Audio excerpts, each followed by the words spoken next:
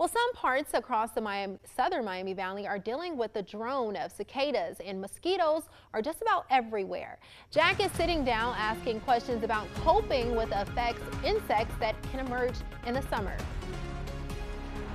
Well, joining me now is Premier Health Psychiatrist Dr. Christina Waite. Thanks so much for joining us tonight. Here we are talking about bugs, but it is the season. Summertime is here. That is insect season. It includes cicadas, which are back this year, which can be terrifying for some people. How are those insects have such a negative effect on some people? Well, you know, they have some unique features in that they're huge. They have big red eyes, and they make all that noise, up to 100 decibels. You can imagine someone who is maybe challenged, like an autistic person. They're very sensitive to sensory overload. It can be just really distressing. Well, you know, there are other bugs somewhat similar. I mean, like a mosquito or maybe a beetle. Could they have the same type of effect on some people? Well, I think they do. I think we have about 1 in 10 adults that suffer from actual phobia of insects in our population. Yeah, so wow, that seems like a lot. It's a lot. It's 1 in 5 teens. Yeah. Well, I think everyone knows someone where a bug crawl, or maybe it's themselves, where a bug crawls in and they're stepping on a chair screaming and say, "Get rid of that thing." So it happens. You don't expect to see them, so they surprise you. And some of them, I mean, it's genetic for us to be cautious around stinging insects, or we would all be dead by now. You know, or many of us would be. So it's also learned. It can be genetic, of course. But you can learn it from your mom or dad or siblings who are frightened. So. Yeah, well, what can people do to cope with this, though? Because bugs aren't going anywhere. Cicadas are always going to be coming back. How can they cope with these stressful situations?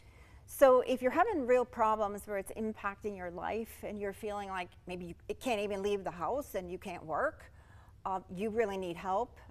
I would recommend that you see a therapist for exposure therapy or desensitization.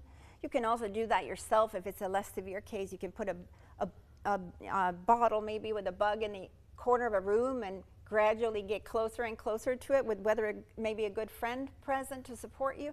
But real therapy can be helpful.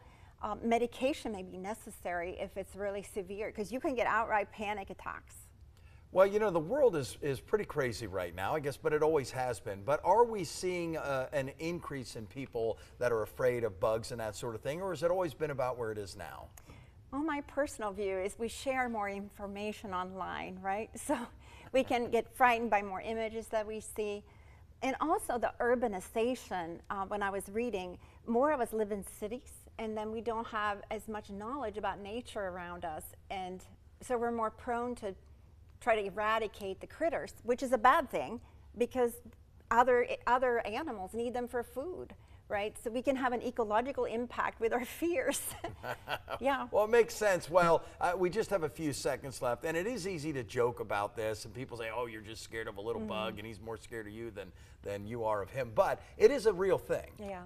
It is something serious that people should take seriously. Very, very, and there is help for it. The therapies do work in the majority of the cases. And when it doesn't, medication definitely helps a lot. It can make you functional, you know? Well, great. Well, thank you so much for joining us this afternoon. You're Dr. welcome. Christina Waite, psychiatrist at Premier Health. We do appreciate your time this afternoon.